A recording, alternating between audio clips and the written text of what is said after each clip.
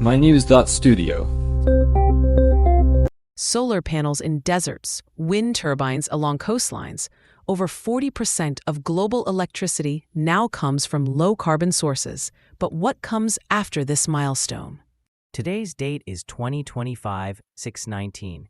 For the first time since the 1940s, over 40% of the world's electricity was generated from low-carbon sources last year. That's quite a leap forward. What's really fueling this acceleration? Solar power is at the forefront. There's been rapid growth in installations and investment, especially in Asia and Europe.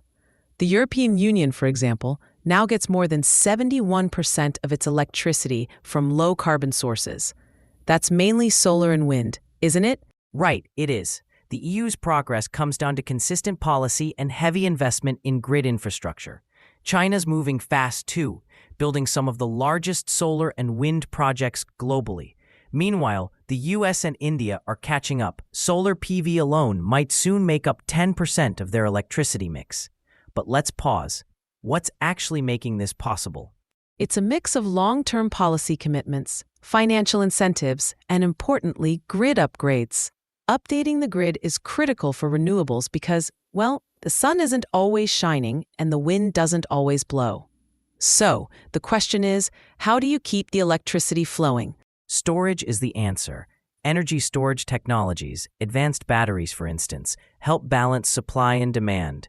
Without these, you'd see blackouts or wasted power. Even so, getting to 100% clean electricity remains a big hurdle, doesn't it? Exactly. There are still some big challenges. Modernizing infrastructure is expensive, and policy changes can be slow. And then there's the economic impact.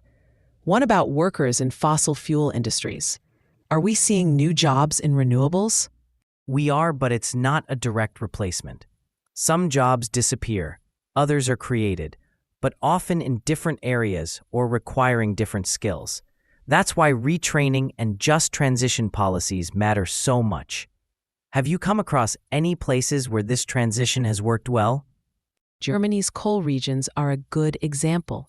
They've invested in retraining programs and diversifying the local economy, aiming to make sure people aren't left behind. But it's complicated, especially in developing countries where resources for this kind of transition are limited. Access and prices for energy can change a lot, sometimes up, sometimes down. So, is clean energy actually getting cheaper everywhere or mainly in wealthier countries? Prices for solar and wind have dropped worldwide, but upfront costs remain a challenge in many developing nations. That's why international support is important. Where the right policies and investment exist, clean energy can lower prices and improve access over time. This transition isn't just about electricity. It affects climate, public health, economies, even geopolitics. The choices countries make now will shape the next era. But there's a risk. Without strong policy and steady investment, progress could slow down.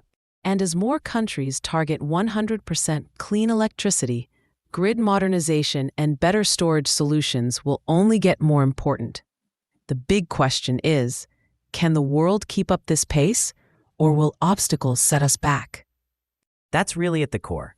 It's historic progress, but the way forward is complex. We've reached a turning point, but the finish line isn't in sight yet. Thanks for joining us as we unpack the global clean energy transition. Hitting over 40% low-carbon electricity is a milestone, but the bigger story is what's ahead.